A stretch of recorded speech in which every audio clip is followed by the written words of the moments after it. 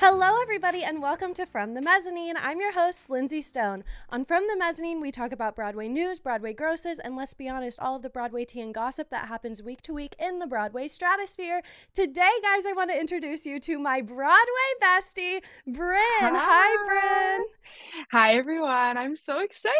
I'm the one she always talks about as her Broadway bestie in all of her podcasts, so I'm excited to be here. I'm so glad you're finally on. This has been a work in progress since, I feel like when we first met, you're like, I want to come on the pod. I love talking about all things Broadway, and I feel like right now is such a wild time in the world of Broadway. So much happening, so I'm excited. And she is very well versed in the Broadway everything. Probably more well versed than me, let's be honest.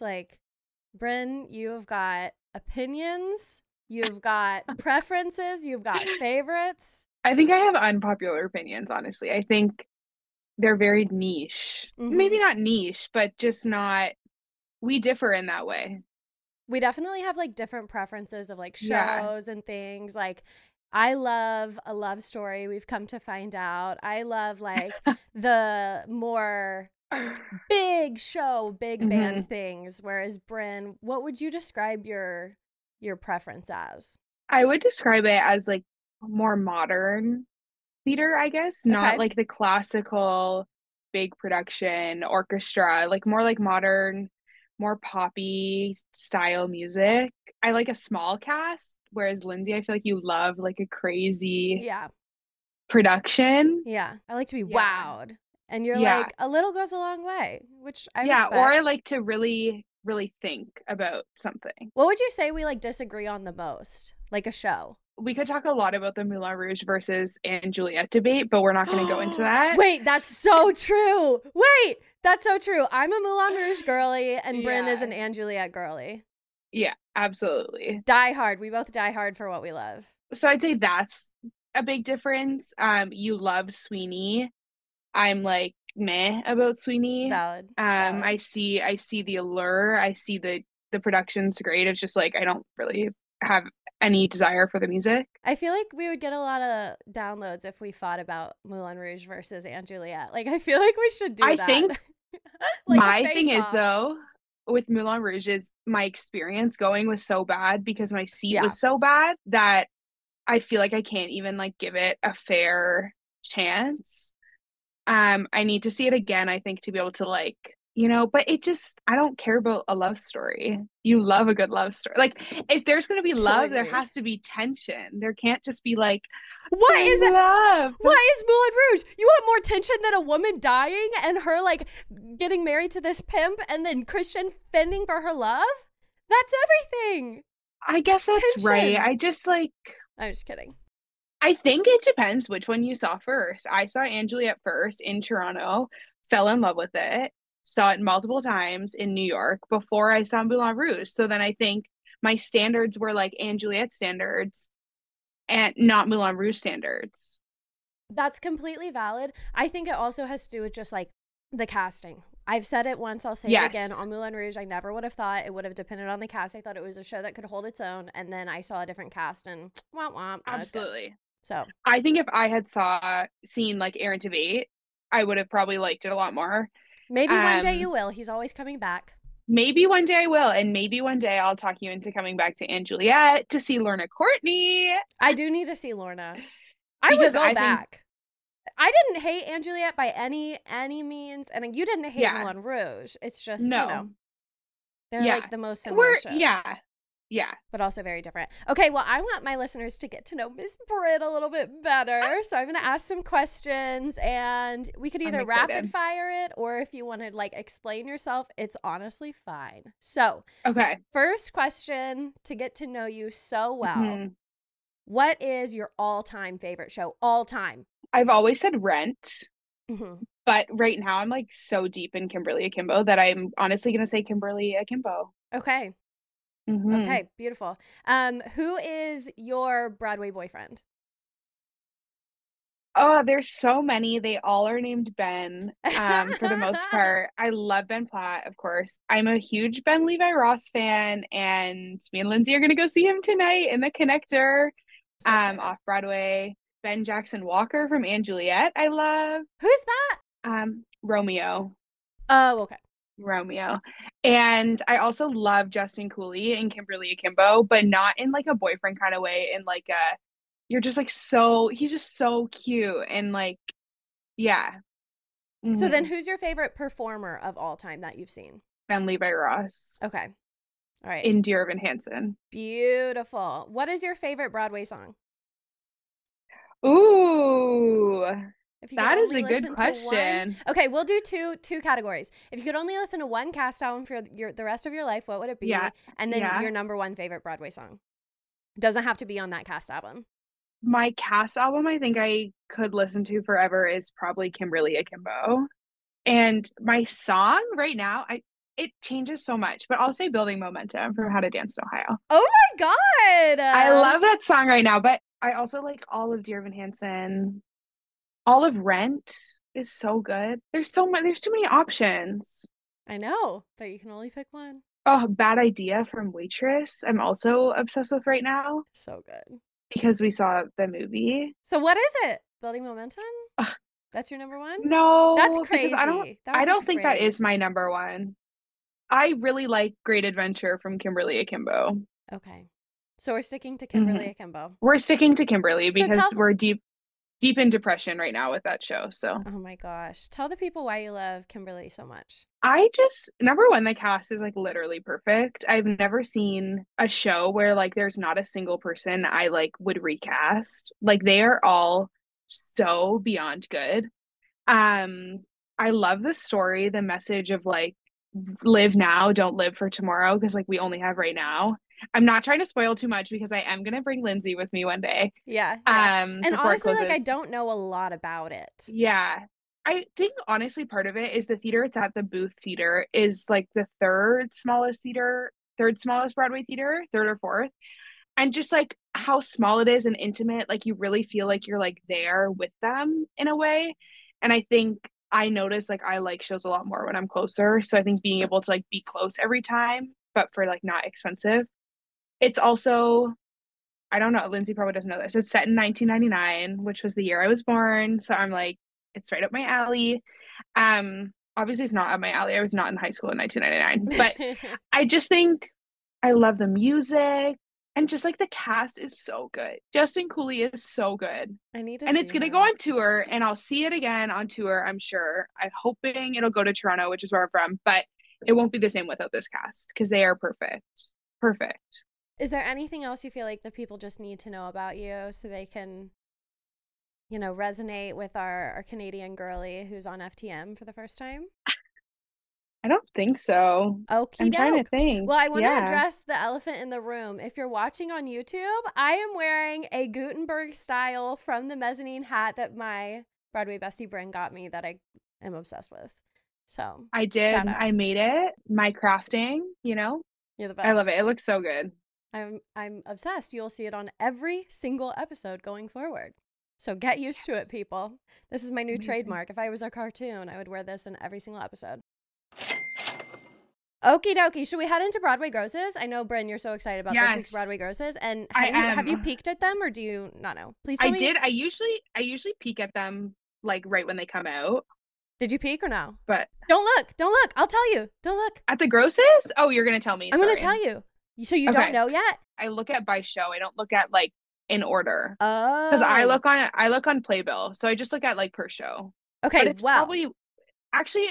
Is it Sweeney? Because it was Josh and Annalise last week. Yes! It has been Lion King every single, ever since Music Man left, right? It was Music Man that was on. No, Phantom. Music Man, then Phantom was number one every single week. And now it's been The Lion King. And then today it is Sweeney Todd. Because Josh Groban and Annalie Ashford have departed. What is it called? They are going to Fleet Street. I couldn't remember it. They are going to fall hard in the grosses until Aaron and Sutton step in. I know. I'm predicting it now. Unfortunately, which I am all for understudies. I love understudies, but it'll be interesting to see if once Aaron and Sutton come in, if they can get back to the level they were at with Josh and Annalie. I don't think they will, because even when Josh left for like 1 week, they like drop so much. They do. Mm-hmm. I think it'll go up for like 2 weeks when like all the diehard fans are going to see it for the first time. Yeah. And then I think it'll fizzle. No, I think you're 100% right. It's definitely not going to do as well as with Josh Groban, because he's just like, everybody knows Josh Groban. If you just believe. And so, I mean, Aaron Tveit, I don't think he's a household name like Josh Groban is. No. And I think all of the Broadway people are going to have to go and see it, not even out of like excitement for the casting, but out of like curiosity, since it is such a controversial casting. Yeah. But They're my big, booty like, will be in those seats. I'm going to go see it for the new Tobias from Heartstopper. That's why my booty will be in those seats. I didn't realize he was the new Tobias. Yeah. I thought he was cast in, was he cast in something else too? Did I dream that? I don't know. I think it's Tobias. Okay, no, you're probably right. You're probably right. So that's why my booty will be sat in that theater. But I also do want to see, I've never seen Aaron live, so I obviously want to see. Yeah, and I've never seen Sutton live. And I just have like a vendetta against her. I don't know why. I know, it's so weird. I personally really like Sutton Foster. I don't have anything against her. I'm actually, I don't know if I told you this, Linz, but I'm going to see Once Upon a Mattress next week. Are? So with Michael Urie. With Michael Urie and Jay Harrison G. And oh my God, what's his name? He was in Glee. The hot guy from Glee. Cheyenne Jackson. You know better than me. Cheyenne Jackson. That's why that's what the people need to know about you, that you're a Glee. Oh, that I'm a Glee fan. The biggest Gleek probably out there. Which honestly, it's interesting that it took me so long to get into musical theater because I was so heavily into Glee when it was on. But then I like didn't really get into musical theater and Broadway for so long, which is interesting because of how heavily I liked Glee. I always forget that you're like a new theater kid. It's just crazy to me. I guess that's another thing. I didn't do high school theater. Yeah. That's another fact. I did a few shows in like elementary school. My favorite role was when I was Toto in The Wizard of Oz. Slay. And I crawled around on all fours the whole show. Do you remember one of your lines? I had no lines. I had no lines as Toto. No, I actually had no lines. But for curtain call, I got to go out last with Dorothy because I was like her sidekick. And I thought everyone was cheering for me. And I had like tears streaming down my face because I was like, this is so cool. They were cheering for you, Bryn. They were. Yeah. How old were you? 10. I had to wear a donkey costume because we couldn't find a dog costume. So yes, I was not a theater kid. I went to a small school that did like one show a year and they were random shows. So I was a dancer. That's my background. Theater adjacent for sure. Theater adjacent for sure. Okay, back to Sweeney. Back to the grosses. We are predicting that it's going to take a major hit. I think it's going to be out of the top 10 for the next week for sure. And yeah, and then once Aaron Tveit and Sutton are in, I totally agree with you. First couple of weeks, it'll move back up. But it's also there. It's only supposed to stay on until March. And so for that reason, too, I think that people are going to come and see it pretty quickly. I thought it was May. I thought it was like the first week of May. Oh, you're right. Yeah, you're right. May. But they don't even have like, I think once they give a closing date, then it'll go up. Because there's not an official date, is there? Not that I know of. They just said like spring. Into spring. So. And there were rumors that the Aaron and Sutton's contracts were up in like May, I want to say. Well, we'll find out.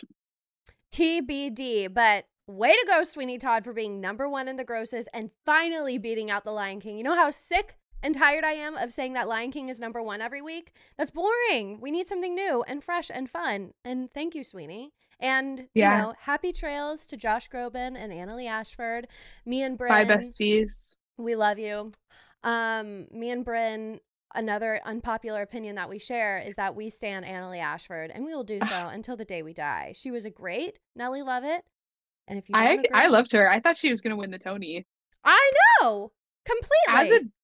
As a Kimberly Akimbo stan, that's a big statement. Seriously, she was amazing. Yeah, I thought she was so good. Amazing. So good work, guys, and happy trails. #2 on the Broadway grosses, we have The Lion King. And then #3, we have Hamilton. So where's Wicked? Where's Wicked, girl? Where's Wicked? Merrily We Roll Along is 4. So Wicked is 5. Wicked is 5. Way. Why? Why would Merrily be over Wicked? They're not closing anytime soon. Also, like the capacity of the Merrily Theater is so much lower than the Gershwin. Like the Gershwin is the biggest theater. That's crazy. Once again, and it's interesting because this included like the MLK weekend, holiday weekend. Mm-hmm. So it's shocking that Wicked's not high for the holiday weekend for the tourists. That's crazy. I wonder what's going on over at Merrily. But like I've said multiple times, it goes to show how expensive those tickets are. It's insane. Oh, yeah. It's insane. Okay, so 6 is MJ. And then we have Harry Potter and the Cursed Child at 7. Back to the Future is 8. Is Shucked 9? Gutenberg is 9. They haven't been in the top 10. They haven't been in the top 10 ever, I don't think. Moulin Rouge is 10. And Juliet is 11. And Shucked is 12. There you have it. Because it was Shuck's closing week. Oh my God. And tell the people about Shuck's closing. I feel like the more you say Shucked, the weirder it sounds. I went to the closing show. It was a very last minute. My mom was here from out of town, so we bought tickets last minute, and it was worth every penny.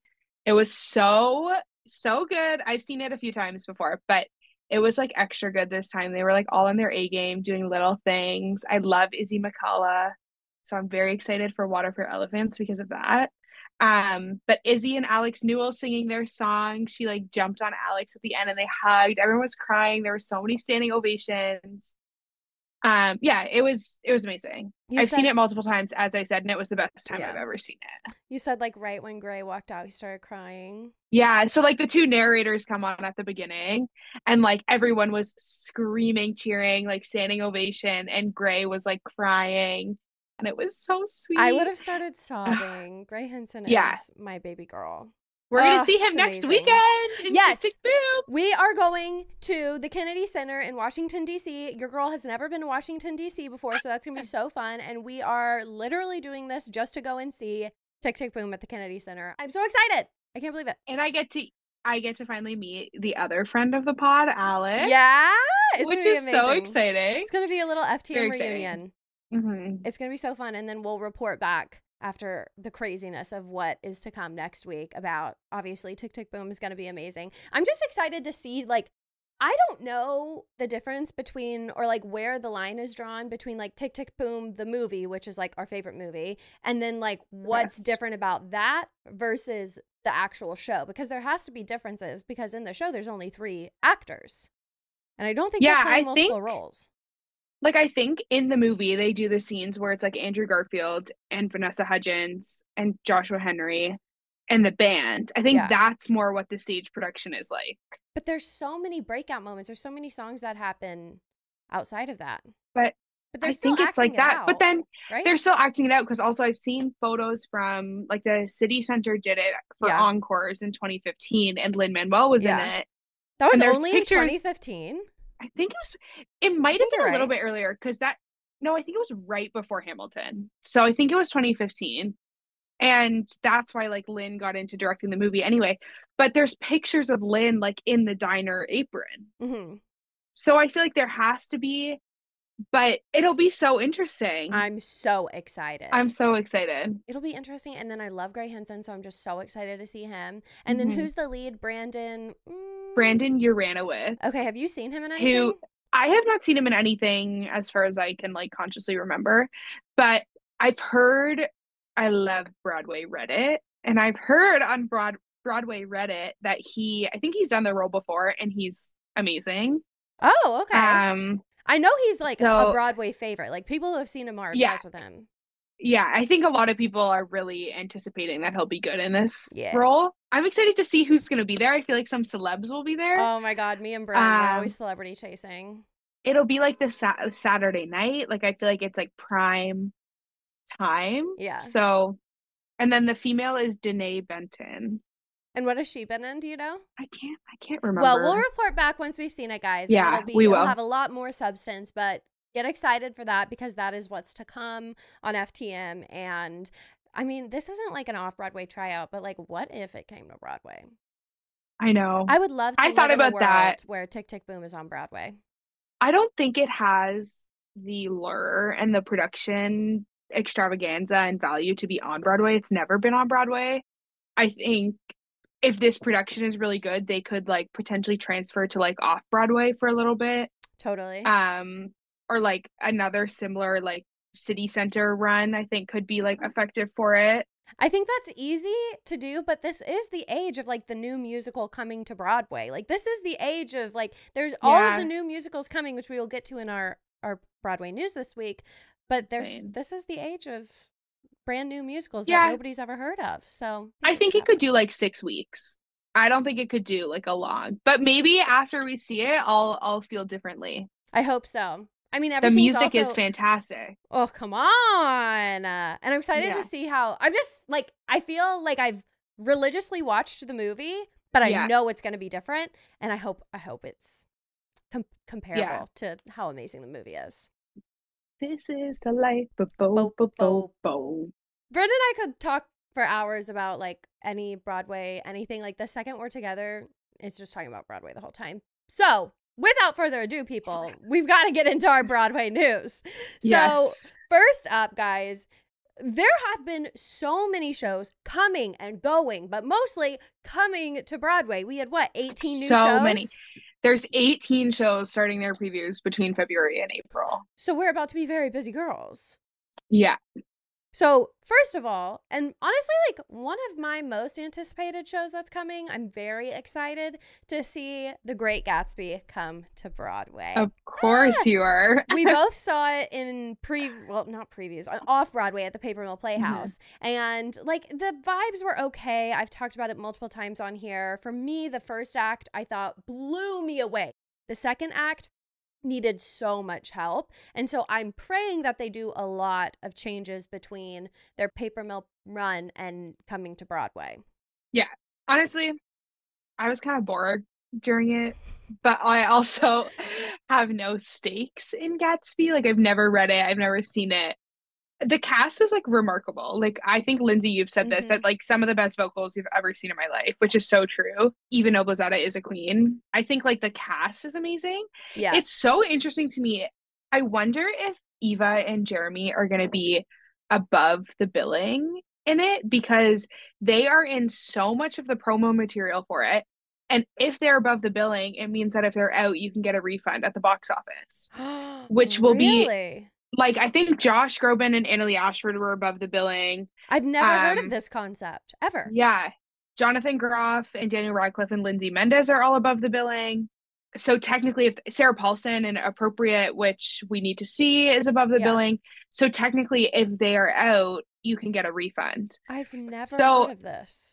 Yeah. They don't do it all that much because it's like, then it kind of screws the show over if they're out. Yeah. It's usually only if it's like a huge celebrity in like a short run where they like think they won't have to be out at all. But based on how much they're promoting Eva and Jeremy in it, it almost seems like they're going to do that, which is interesting because they're not stars beyond the Broadway world. Yes, this is what I wanted to ask you because I am so lost in the sauce with Jeremy Jordan. To me, he is like the number one man to everybody, but I need to be taken down a peg. Like he is not well known outside of the Broadway sphere. Yeah, some Joe Schmo is not going to know who either of them are. Right? No. And like Eva is like Jeremy Jordan did the last 5 years, which is obviously like a movie, but it's like pretty much as Broadway as a movie can get. Yeah, it's very indie too. It's like an indie movie. Not a lot of people saw it unless you were like a musical theater girly. Exactly. But Eva too, like she literally is only, I'm like Hadestown. That's all I can think of. Yeah, she's been in movies, but she's had like small roles that I know of. Yeah. So it'll be interesting to see if they are above the billing. I think that's how they say it. I don't know. I've never heard of that, but that makes so much sense. But also, before we get into the facts of the matter about when and where Gatsby is going, while we're talking about casting, there was like kind of a leak in the casting that I think was unintentional. Some Broadway website, I don't want to put them on blast, put out the cast, and we don't know if it's like officially official because it looked like it was an accident, but all of the cast was exactly the same. It had Jeremy Jordan, Eva, what's her name from Six? Sam Polly.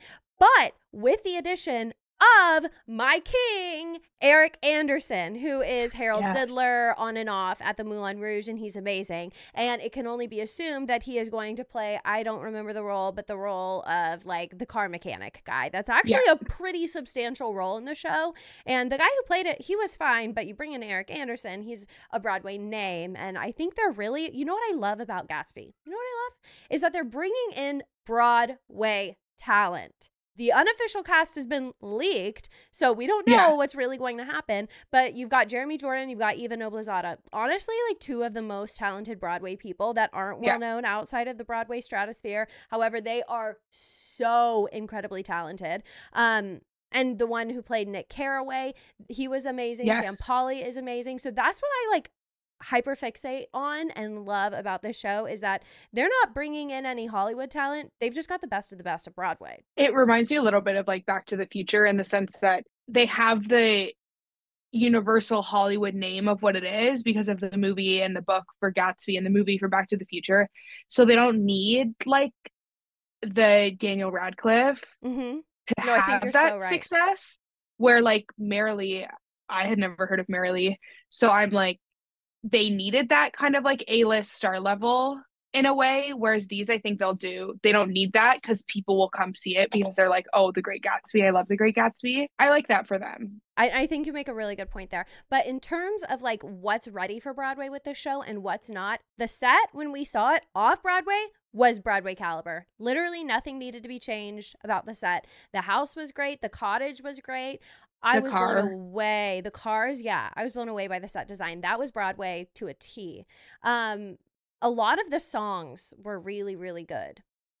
They have some that get stuck in your head. And I think as long as they amp up the book, they can keep the songs they have. The book needs to be seriously amped up. I think they can tighten it. I think it can be a little shorter. Yeah. I think there were points it like dragged a little bit. So I definitely think they can tighten it. But yeah, I'm excited to see it. It's so interesting that it's going, I guess now going on to the details, it's interesting that it's going into the Broadway theater, which is a little bit off the beaten path. Yeah, kind of by a lot.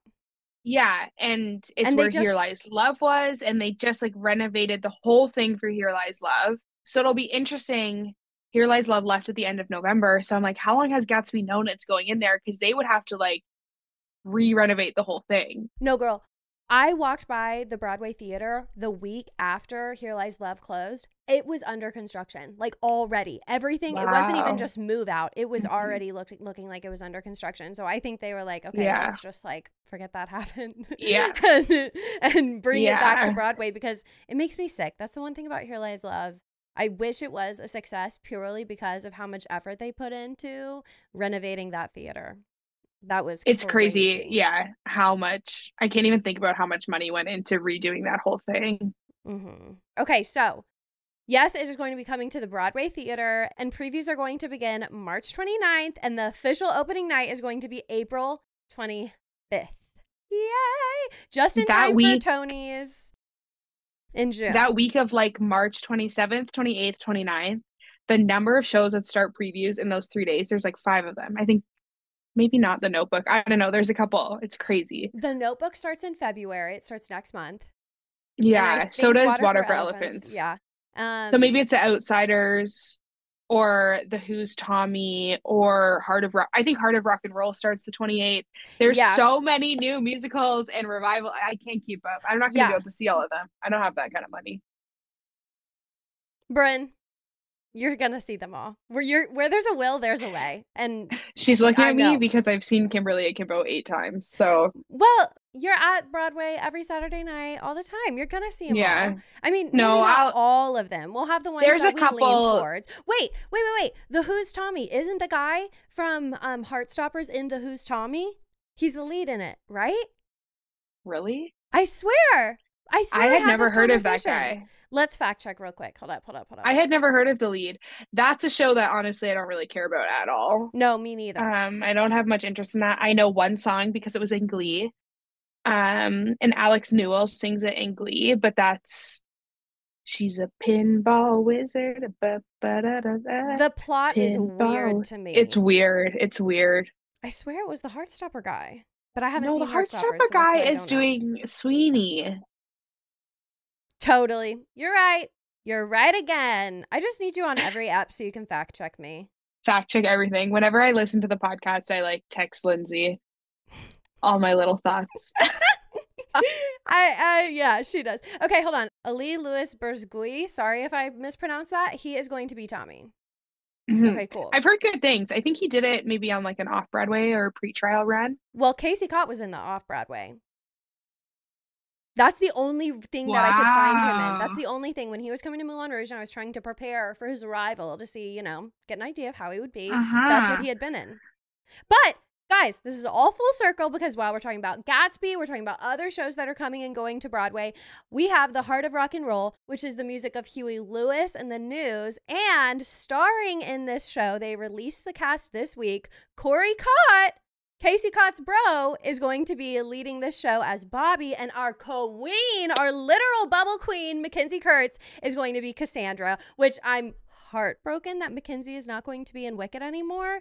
But I'm so excited to see her in something else. Yeah. I think what I've heard is Wicked sticks to like 1-year contracts. Like I think they always do 1-year contracts. Oh, okay. Or they have been. I don't know, because Alyssa Fox is also leaving. Oh, okay. So I think they both are leaving. Huh. But right. I am so happy for Mackenzie. We both love Mackenzie. She's our queen, Mackenzie. I know you remember us from when we met at Broadway Jukebox. Yes. But you Jackbox, but yes. Jackbox. You planted something, a seed inside of Bryn and I, and we've been obsessed with you ever since. Like, obsessed with you. Yeah. Love you. So we will definitely, we may have not cared about Heart of Rock and Roll before, but now that they've cast Mackenzie Kurtz, we're there. Opening preview. Honey. I didn't care at all. There's also some of the ensemble members. I'm trying to remember who I'm excited about. One of them is coming from Sweeney. And one is coming from Six and Hamilton. That's who it is. Who I'm thinking of. Who is it? She's amazing. I saw her in Hamilton when she was Eliza. Zoe Jensen. Zoe Jensen. Yes. She's unreal. Oh, and John Michael Lyles was in A Strange Loop. Oh, okay, cool. So they're going to be in it. So I'm excited. Yeah, it's like it's a pretty strong ensemble. Yeah, it is. And it looks like it's going to be. And sorry, I'm just like looking at it now. Joe Moeller, who is one of the ensemble members in & Juliet, who just left & Juliet. I saw him on the weekend in his last day. And I saw him way back in Toronto in & Juliet. And he is a fantastic dancer. So exciting. It looks like they're going to have a really big cast, which I'm excited about. So The Heart of Rock and Roll is going to be at the James Earl Jones Theater. I'm so sad. And it is starting previews on March 29th with an opening of April 22nd. So that is going to be such a busy week. I can't even. Okay, and then Bryn is excited about this show that she saw. Tell the people about it. Stereophonic just announced their transfer. I saw it off Broadway at Playwrights Horizons. It was like a very last minute. It was a sold out run and they last minute had some available and I went and it was so good. The cast is like one of the best casts I've ever seen on Broadway. Like they are all so perfect. It's a play with original music, which I think is really interesting. Okay, so explain that concept. Yeah. Honestly, it's confusing to me. It will be nominated as a play. Okay. And for Tonys, it will be a play. I think it will win, but it has music in it. So it like keeps it lively because it's about a band at a recording studio. Okay. So they play in the recording studio. They're like recording their rock music. So we hear their songs that they're recording, but they have nothing to do with the story in the way that a musical does. Okay. Yeah, and it's just like a song. Okay, is there as much music in it as there is in like your typical musical? No. Okay. No. There's like maybe like 4 songs. Okay. So it's pretty long. It's kind of perfect for like that person who like, I'm not into musicals, but like could be like a gateway drug to get into musicals. Yes. And just like the cast is so good. I'm lucky that I saw it off Broadway because I got a $10 student ticket and I was like 3rd row center in the tiny theater at Playwrights Horizon. So I'm very excited. Do you think it'll be good on Broadway? It'll be interesting to see it in a different theater. I don't know how it'll do like in the grosses, but it was like it did pretty like it was a sold out run off Broadway and they kept extending it and it was like very popular and the whole cast is transferring. It's a limited run. I think it's only like 14 weeks. Oh, okay. My suspicion was that it was going to go into the Booth Theater once Kimberly Akimbo closes, because that's a tiny theater. Mm-hmm. But it's going into the Golden, which is also a small theater. I've never seen anything there. It's where The Shark is Broken was. Oh, okay. Yeah, I'm very excited for it. We'll see how it sells. I think it'll win Best New Play, personally. It's gonna be also I've heard really good things about Appropriate, so it'll be between those two, I think. Yeah, we went to the Appropriate box office today and they turned us away. It was not happening. They're sold out. Yeah. We're gonna go on a random like Wednesday night and sit separately. Yeah, it'll still be good. Okay, so anything for discounts. Anything, honey. Appropriate tickets. If you're 30 under 30, they are $30. If you're a student, they're $25. We're all about those cheap tickets, honey. Okay, so excited that Gatsby's coming. Heart of Rock and Roll we're excited about, but where all of these shows are coming to Broadway, it sadly means shows have to leave Broadway, which brings me to the announcement this week that Harmony is closing on Broadway. This show has been in development since the 1900s, people. Literally, it has. It started being in development in the 90s. And now it's closing already. So this show, Harmony, will have its final performance very shortly on February 4th. At the time 2 weeks. At the time of its closing, it will have played 96 performances, 24 previews. It opened back in November. And like I said, it's closing in February. I am sick. I cannot believe this show. It's got Barry Manilow and Bruce Strusman behind it. I cannot believe that it is closing already. It makes me sad. It just makes me feel bad sad for them. Like, that's on it. Like, I haven't seen it. So I'm like a part of the problem. And me and Bryn have talked about this countless times. The reason that we feel like it's closing so quickly is because where was the marketing? Where were they? There has been no marketing. Obviously, it has not been doing well in the grosses. And similarly, Lindsey and I both love How to Dance in Ohio, and that's not been doing well in the grosses. But How to Dance in Ohio, man, is everywhere. It's on CBS News. Every Instagram page I see it on, they're doing takeovers. Sarah Bareilles just went. Like, they're inviting people. It is everywhere. Like, they want you to know about it so you could go see it. I have not seen a single advertisement for Harmony in the entire New York City. The only time I have seen anything is at like these small Broadway events that happen throughout the city that honestly not a lot of people go to. At Broadway and Bryant Park, I think Harmony was there. At like all of these like little Broadway showcasey events that Bryn and I go to, they've been performing, and they were performing long before they even open on Broadway to kind of drum up excitement. And I thought, okay, good. Like, they're drumming up excitement well before they've even begun previews. So that looked good to me, but you can't end it there. So obviously things are happening behind the scenes as to why they're not doing more marketing. But I think that's like primarily their downfall. I think in their first couple of weeks, they got a lot of people in to go and see it. And then nothing happened after that. I've heard good things. I've heard the story's very convicting. I've really heard good things. What have you heard, Bryn?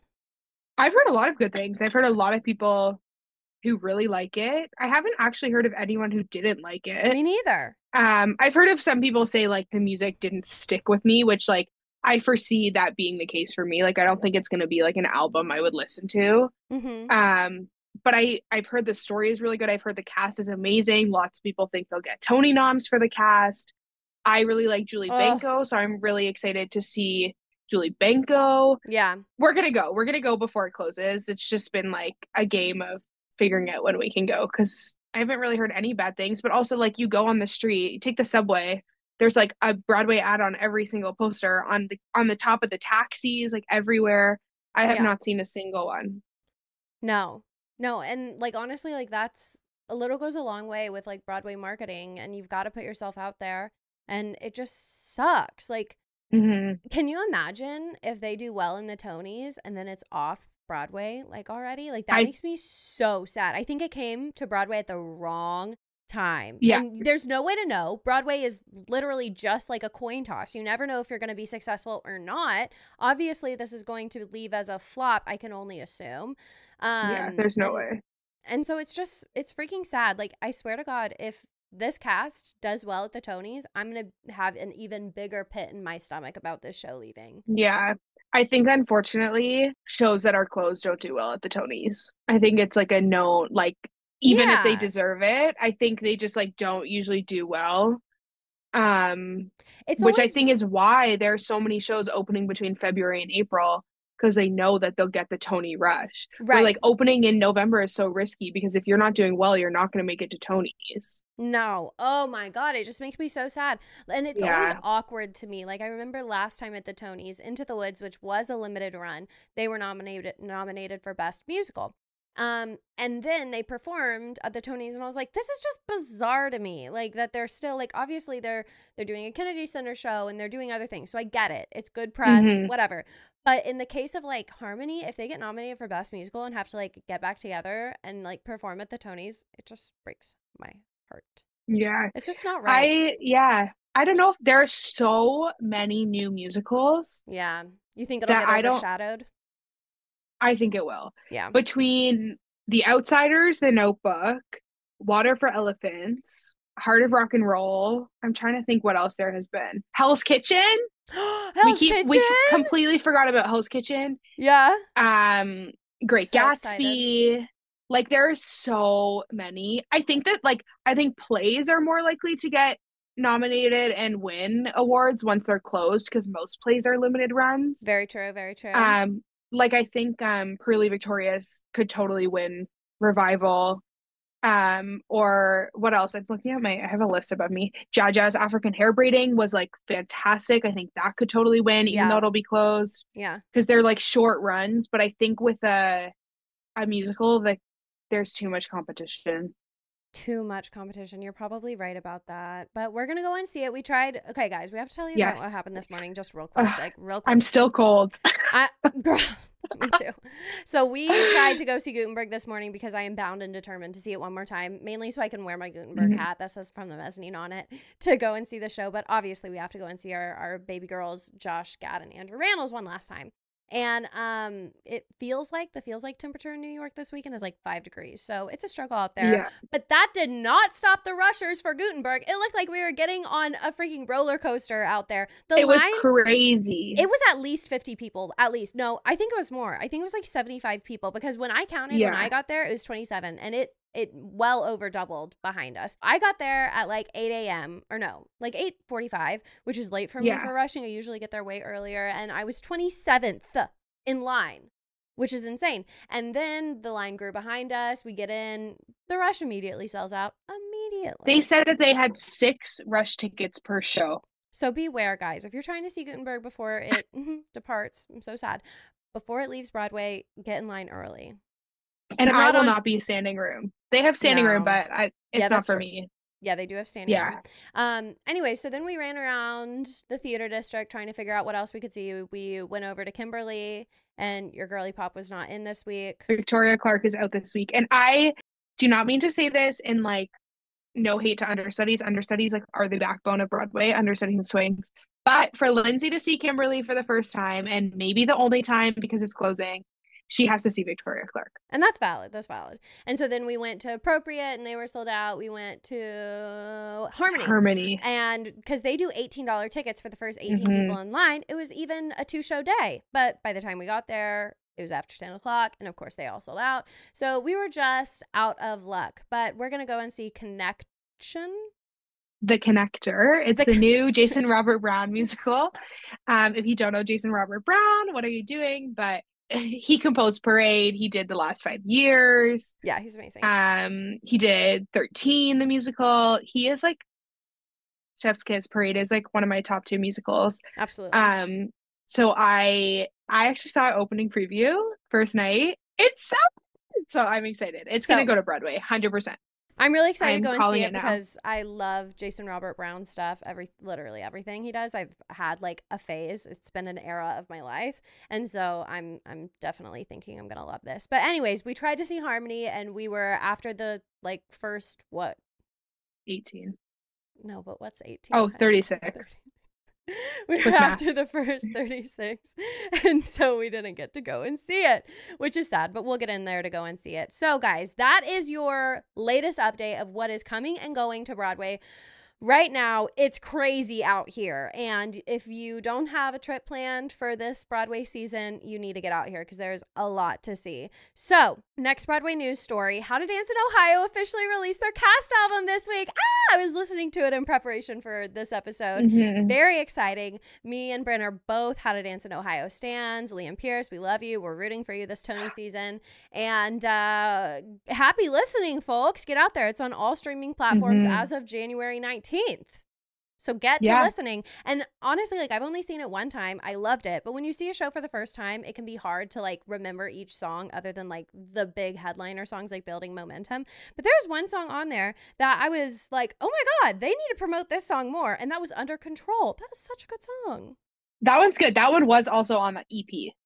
Oh, it was already out? Oop. Yeah, that one was on the EP, but they've like redone the arrangements. The one that's on the album that wasn't on the EP that I love is Wires and Waves. Waves and Wires. It's the act one finale, and it's really good. I have such a soft spot for that show. I'm thankful that it's holding on. Me too. I hope it keeps going. I don't cry, and like the final 30 minutes of that show, I saw it for the third time last week. I had like full tears streaming down my face, like streaming, like insane. It's so special. Liam Pierce is so good. This is a really good cast album to listen through, and it paints the picture of the musical in your head. Yes. Yeah, like some musicals you can listen to and be like, wait, what's going on? Like In the Heights was like that for me. I couldn't piece together the show based on just the cast album. I couldn't. I knew I liked it. I love the cast album, but it didn't paint like the full picture. And while I'm listening to this musical, had I not already seen it, I still would have been able to like paint the picture of the musical in my head, which is a beautiful thing. It's a pretty simple story. There's nothing wrong with. It's so special, but it's easy to follow. But it's so good. It is so good. Okay, but as we're talking about cast album releases, we got the new Mean Girls soundtrack this week, and I just want to give you like a little touch of what's going on with that. So so there were a lot of previews of like Mean Girls before its official release on January 12th. And so by the time we had seen it, the album hadn't come out yet. And so that resulted in a ton of new people streaming the original Broadway cast album, which is great for them. Which we love. Yeah, it saw an increase of 200% in daily streams. And even songs that aren't even in the freaking new movie saw an increase. Like Fearless had 250% increase, and it wasn't even in the show. That's amazing. Yeah, plus a lot of people like I don't want to, get bogged down by all the TikTok hate on Mean Girls right now, but a lot of people were playing the comparison game between the new and the old, and that's going on right now. But keep our pulse on what's going on in the cast album world. Okay. This is so random, but quickly, do you know who Ashley Park is? Yes, of course. She like almost died recently. She's like in the hospital. She went into septic shock from tonsillitis. No. She's been in the ICU and like multi-organ failure for like 3 weeks, but she's doing okay. Thank God. She has said that she's on the road to recovery, and they think she's going to be okay, which they didn't think for a while. Oh my God, but Ashley Park, I know I don't mean to smile. We're thinking of you, Ashley. Oh my God, that's so. What shitty timing? Because isn't she in the movie? Yeah, she played the French teacher. Yeah. So I guess that's why she wasn't at like any press stuff. Oh my God, that's so sad for her. Yeah. Oh my God, I hate that. She was also like one of the people of the year. She's been like huge right now, and oh my God. Yeah, because Emily in Paris, right? Oh yeah. Wow. Yeah. Press up for Ashley Park. I had no idea. Okay, well let's on that note. Let's round out the Broadway news, folks, with some more sad news. Why don't we just, end it on a bad note, right? I don't remember what you're going to say. Okay.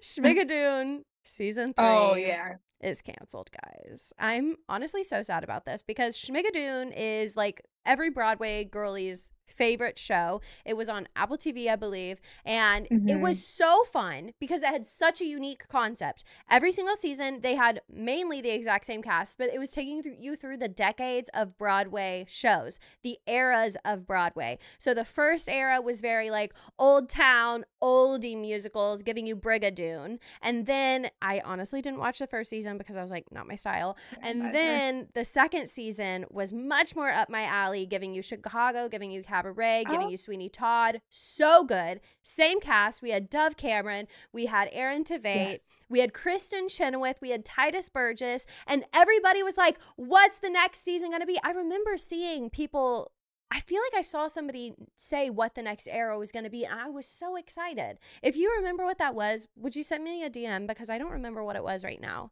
But the next era was going to be so good, and I'm sad that season 3 is canceled. Yeah. It's sad. I mean, I haven't watched any of it, so I don't have like a personal stake in it. But it's sad because it was already written. It was already written. They had like 25 that sucks songs for the written. writers. Exactly. So in a statement, the creator at Syncopedia on Instagram said, I am sad to share that Apple will not be moving forward with season 3 of Schmigadoon. The season is written, including 25 new songs, but we unfortunately won't be making it. He goes on to, I'm going to paraphrase now, just say, this is life, you know, this is life in the theater. And he ends it with a hopeful message saying that maybe it's not the end, just a new happy beginning. So we can only hope this only means good things. I hope someone else picks it up. Like there's always the possibility that like another streaming service will pick it up and that'd be so produce weird, it. Does that happen? But it would be so weird.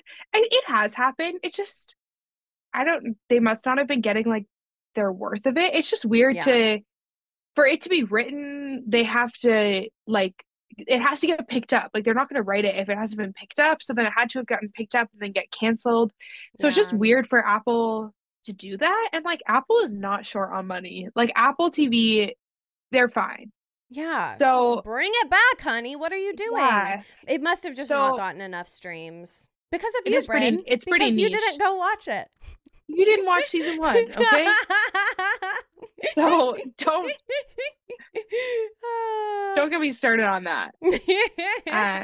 I'm sad. Anyway. But it's fine. Like, I could see it coming to Broadway as some sort of like taking us through the eras of Broadway. That would be so fun. And like the people who are a part of it, like it was all true Broadway actors who are in it, which like is the best concept that you can do. And that's why all of us theater people stand so firmly behind Schmigadoon, because they weren't casting, you know, Hollywood stars. They were casting true Broadway performers.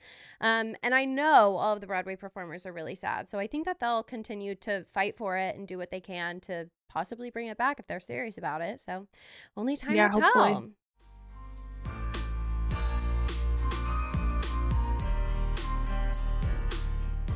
Well, that wraps up all of our Broadway news this week. Bryn, thank you so much for coming on the pod. I will see you in only a few short hours to go and see the connection. I'm so connector. The connector. We could talk for hours. So I'll see you later when we'll do that. Okay. Yes. Thank you again so much for coming on. Bye, friends. You're absolutely so much fun. Anything you want to promote? Any TikTok-y thingies? If anyone with any stakes in the Broadway world listens to this, I would like to assist in mounting a production of Joan Still, the show that is in the finale of Theater Camp. I would like it to be off Broadway, or a production of Theater Camp on stage. I think would be so good, because honestly, if I am in a theater and they're singing "Camp Isn't Home" on stage and it's children, I'm in tears. I'm done. Tears. So let's make it happen. And with Ben Platt's name behind it and Molly Gordon, I think there's possibility. So if you have stakes, let me know. I'm happy to help in the promotion of it. Well, we can only hope that Mark Platt is a listener of FTM and is willing to produce. Mark Platt, if you hear this. We will be there opening night for Joan Still. I'll be there every night. I'll be literally like, save me a seat. Okay, I love it. Thank you, Bryn, for coming on. Thank you guys for listening to From the Mezzanine. You can catch us here every Tuesday with new episodes. If you enjoyed this episode, please leave us a review if you're listening on or watching on YouTube. Subscribe, guys. I made a commitment last week that if I hit 50 subscribers by the end of January, I will sing Hamilton in front of the Richard Rodgers. I am committed to it. Guys, you really don't have to make me do this. I really don't necessarily want to, but if we hit 50 subscribers... I'm going to make 50 YouTube accounts so I can get you to 50 subscribers because I want this to happen. I'm obsessed. But if we hit those 50, I will do it. I promise, and I will post it. So thank you guys once again for listening. Share this with your Broadway bestie, and I will see you next Tuesday. Bye! Bye!